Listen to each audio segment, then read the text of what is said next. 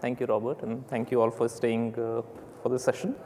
So I have only a few slides. We'll jump into the exercises, and as has been the process all day long, we'll set the context for the two examples that I'm going to present. And then we are going to look at the given incomplete code and walk through what needs to be done. And then I'm going to leave you to fill out the code and try out the example as per the README. And then we'll come back and look at the solutions. Okay?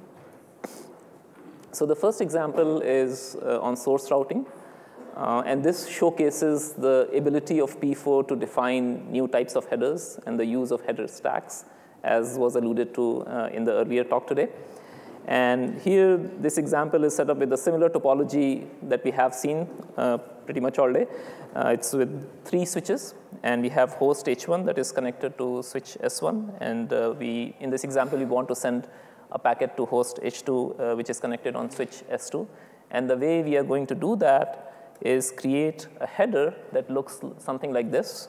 And these numbers here, 2, 3, 2, 2, 1, they refer to the ports, to the egress ports on the switches that the switch has to pick up and then forward the packet on that port. To give you an example, so for instance, if a packet like this, 2, 3, 2, 2, 1, followed by payload, comes from host H to switch S1, switch S1 is first going to peel off the first member of this list of ports. It's going to see that the port is number 2, and it's going to send out using egress spec, standard metadata egress spec, is going to send out the packet to port 2 of switch S1. That packet is then going to go to switch S2 because port 2 is connected to 2 of S2. S2 is going to do the same thing, is going to peel off the next element in this list, in this header stack, find port 3, send the packet over its egress port 3 to switch S3. Switch S3 is going to peel off, and you get the picture, right? So essentially, the packet is going to follow a path like this through a topology. Okay? And eventually, it is going to be sniffed on host 2. Right? Now, if you look at the path that this packet takes, it is going through 1, 2, 3, 4, 5 hops. And so the TTL must be decremented by 5 once it reaches host 2 in this particular example. Right? So if I wanted to send the packet directly from host 1 to host 2 over S1 and S2 only, then the TTL will be decremented by 2. Okay? So this is the context. So what are we going to do? We are going to create a new header, which will have a header stack, which is going to have these port numbers for the switch to figure out what is the next egress spec to set. And then it will also have a bit called the bottom of stack. I'll explain that in just a moment. It will also have a bit bottom of stack, which is going to tell the switch, oh, I'm done popping these header stack, and I'm going to send out the packet on the IP packet on the output port. Okay? So if we look on the left-hand side, this code shows us max hops is just the maximum number of hops that you can do with this topology. IPv4 is the ETH type for, of course, IPv4. And for this particular new header, we define a source routing ETH type, okay, which is 1, 2, 3, 4. Right? So the header source route looks something like this, source route type. It has a bottom of stack bit, as I said earlier, and then it has the port. Right? And in the parser, our job is to peel off these headers from a header stack. Okay? So if you look at our struct that is going to be part of the object that is going to be passed from the control to control, we have the Ethernet header. We have a bunch of source routes up to 9 max hops, and an IPv4 header at the end. Okay? Now, if the source route is not valid, then the switch is going to drop the packet. Okay? All right, so to skip this. Okay. So now, if you look at the example that we have, if you go to source routing in exercises, so you'll see this definition of the ETH type for this particular header, source routing header. Okay? And if we come down, we see the definition of the header, the bottom of stack bit, and the port bit, the port field, which is 15 bits. Okay? And that's the IP field. Okay? So now your parser state machine is going to look something like this, and you'll have to complete this parser state machine. The first transition is to parse the Ethernet header. So we extract the Ethernet header over here. And now, instead of simply accepting the packet, we have to write the transitions in order to send the packet to either to source routing state. Okay? So for that, we need to check whether the whether the ether type is the special source routing ether type that we have just defined. And then we have, on that condition, we have to change the state to the source routing state. Okay? In the source routing state, now notice that we have a header stack, right? And we have to parse this header stack. So this state machine is cyclic, right? So there's a cycle where you're going to extract the last element from the stack. You're going to check for its ETH type, right? And then we go back to source routing unless the bottom of stack is 1. Okay? If the bottom of stack is 1, we simply go to accept the packet. Okay? So that's one part of the exercise.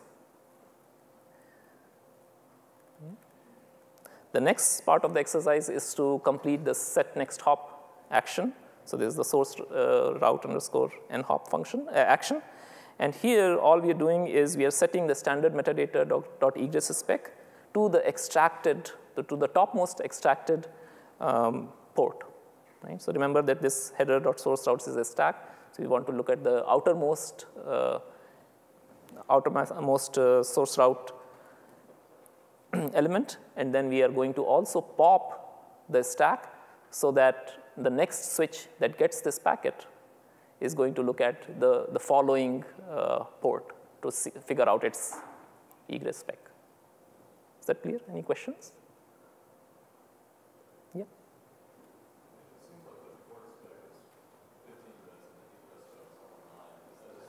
That's a very, very good question. And so for that, when we are setting the egress spec, the 9-bit egress spec to this value, we'll have to do a typecast. And we are going to use a bit9 typecast. That's a very good question, actually. What is the reason for that? So the reason is because the egress spec is 9, and strictly speaking, we would need 10 bits to represent this source route header, right? So strictly speaking, this should be a 9-bit value, right? But since this is appended as 2 bytes, right? So we want to be byte aligned. So we need 16 bits for that. Great question. So if there are no more questions, we can do a coding break for maybe 15 minutes, and then we come back to look at the solution.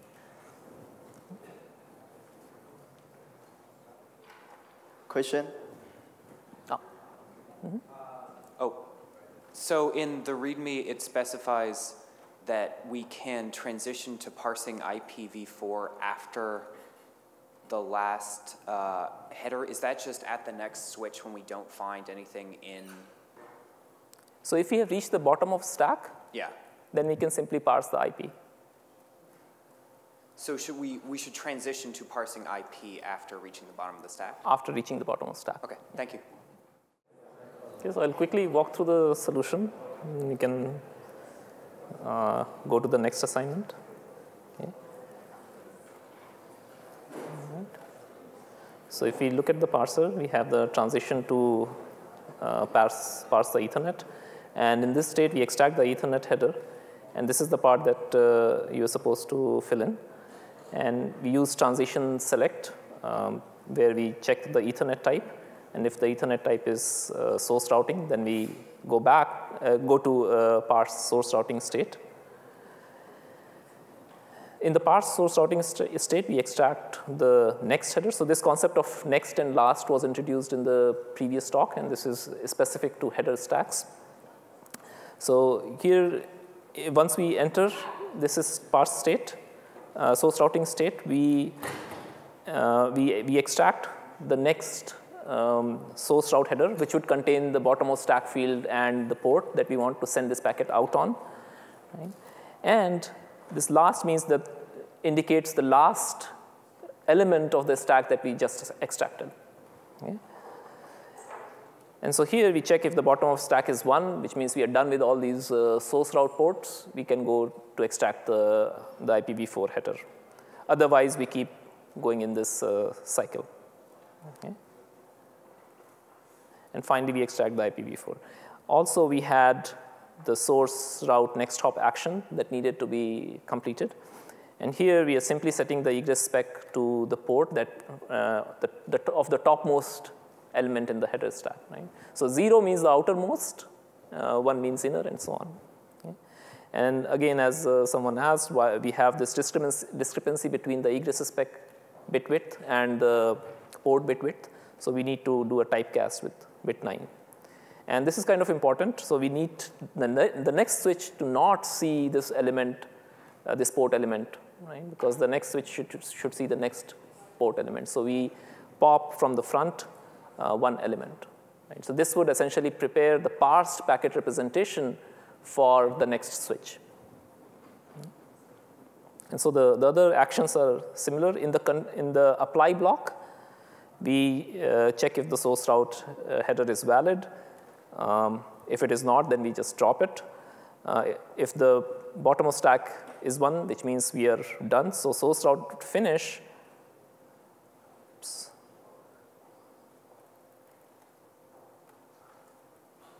Source route underscore finish simply sets the ether type of IPv4 to IPv4. Yeah. And then we apply this source route next hop action, which essentially pops the header. Okay. Okay. So since this is done, if you are interested, we can do a quick demo of how this is going to look like. So there are these 3 hosts that are created, as we saw in the topology.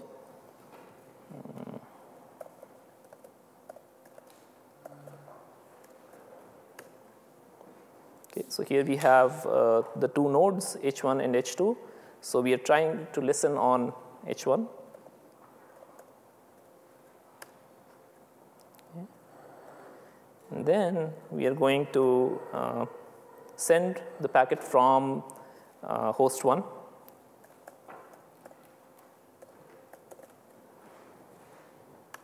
Okay. So note here that you're going to be, we're going to ask, what is the sequence of ports that you want this packet to go out on? So here it's 2, 3, 2, 2, 1.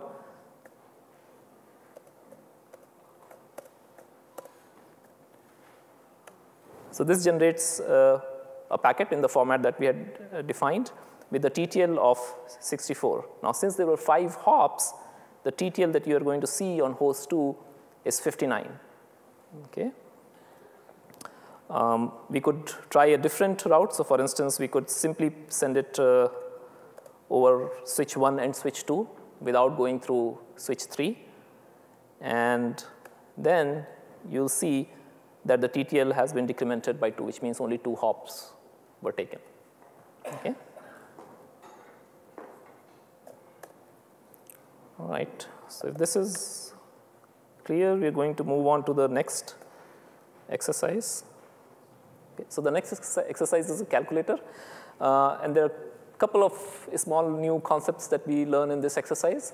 One is the concept of looking ahead in a packet while doing parsing in order to validate if this is the packet that I actually want to parse or not. And second is the concept of constable entries. So we'll go to those concepts, but just to give you the context here, we have a host, H1, and we have switch S1. And we want this switch S1 to be a calculator for us, right? So we want to create a header which has an operand, which has an operator, in this case plus, and 2 operands, 2 and 4. And we want to send this packet to the switch. The switch should recognize this packet and then operate upon the operands and then write the result into one of the fields in the header and send it back to the host. Okay?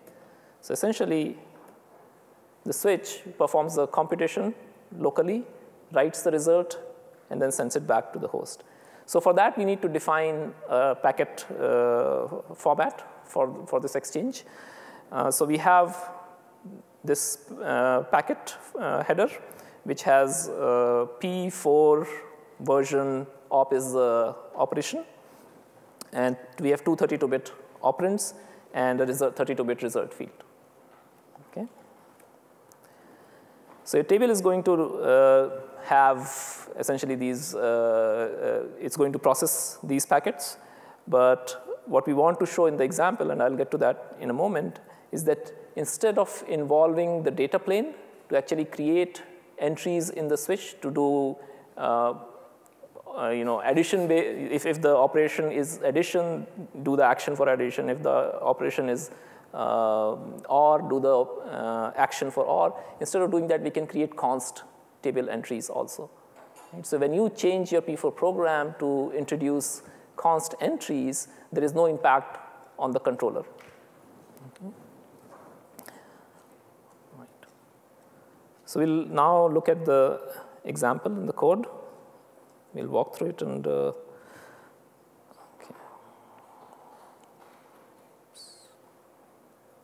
Right.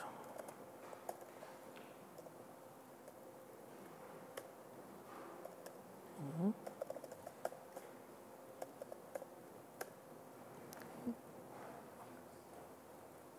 So again, to remind everyone, this is the header format. And so you'll have to create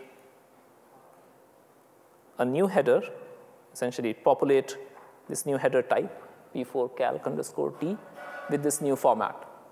Okay. So essentially, this format should have fields for holding p4 version operator and so on. Okay. And then your parsed header, header is going to look like an Ethernet header followed by a P4 calc header. And the parser would also need to be modified. And here is this new concept of a look ahead as opposed to extracting. So far we have seen that in every parse state, we are extracting something from the raw packet to create the parse packet representation. But you could also look ahead into the raw packet. Okay? And so here is the mechanism, here's the code for doing we have already done this in this exercise, so you don't need to write it. So this would not actually extract the header, but it's just going to make sure that the header looks like it's starting with P and 4 end version. Okay? Clear? Okay. So, and then if it is indeed starting with P4 version, then we are going to go to parse_P4 calc state where we actually do the extraction of the header. Okay. And so the control block looks like this. We have, for every different operation, we have a different action. Right? And there is an action to send back the result. So this is the action where we actually put the result that we get from the different operations into the P4 calc header. Okay? Then we also swap the dest address and the source MAC address, and then send the packet back to the port that it came on. And to do that, we simply set the standard metadata egress spec to the ingress port. It's essentially a change and reflect. Okay, so I think we can wrap up by looking at the solution, unless people want more time. Okay, I think everybody's tired.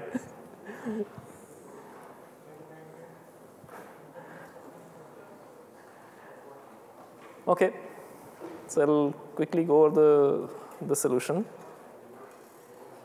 Okay. So remember, we had to create this header, P4 calc, new header type. And here you see the fields that are defined, so 8-bit fields for P4 version and the operation. And these are the various opcodes, if you will. And then we have the operand A and operand B and a field for the result. So now let's jump to the parser, where we extract the ether type. If the ether type is the P4 calc ether type, then we come to this check P4 calc state, where we look ahead and figure out what are the fields in my packet and whether those fields are valid fields. So we are going to look ahead and figure out what are the fields for P4 and version, and if they match the expected values, then we are going to parse the the packet. Then we are going to extract the P4 calc header, and that's the extract part. Okay. Okay. Now in the ingress, we have this send back action, which takes the result. So this result is populated by the other actions that we are going to see in just a moment. So this action, this send back action takes the result. You'll also notice that we can have temporary variables. So this temporary variable is used to swap the destination and the source MAC addresses because we want to send back the packet to the host. So we populate the result field of the parsed P4 calc header. Then we save the dest address in this temp variable and essentially do the swap. And finally, we set the egress spec to the ingress port to send the packet back to the port it came from. Okay. And now we can look into the specific actions for the different operations. So every different type of operation has, for instance, operation add or sub and so on. Okay. So as you can see, these actions, for instance, operation underscore add is calling send back with this result. So you have essentially these primitive operation types in P4 that you can use on header fields. Okay. Now these actions have to be defined in the calculate table. So these are the possible actions that I can populate in the table entries. And we have the const table entries, as I alluded to earlier. So if the operation is plus, then you essentially invoke the operation add action and so on. So this would be exactly how a controller would program table entries in the switch. Essentially, instead of the controller programming them, we have these constant entries in the table. One little nugget, in P4.16, we do not allow mixing of const entries and controller programmed entries.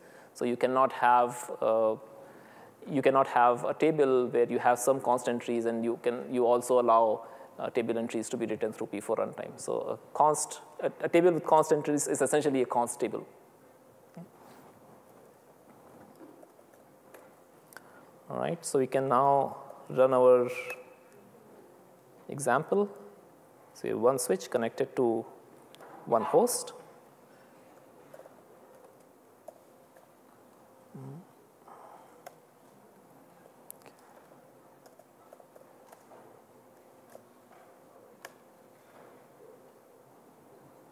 Right. So as you can see, now the calculator is working. So this 1 + 1 is essentially a packet that is being created at the host, sent to the switch. The switch is doing the computation, sending back the result, which is being displayed by the host. Yeah. All right. Any questions? Yeah.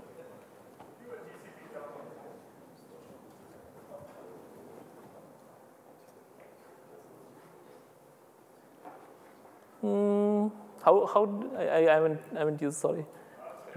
Okay. What are you trying to figure out? Oh, okay. Maybe I can help you over there.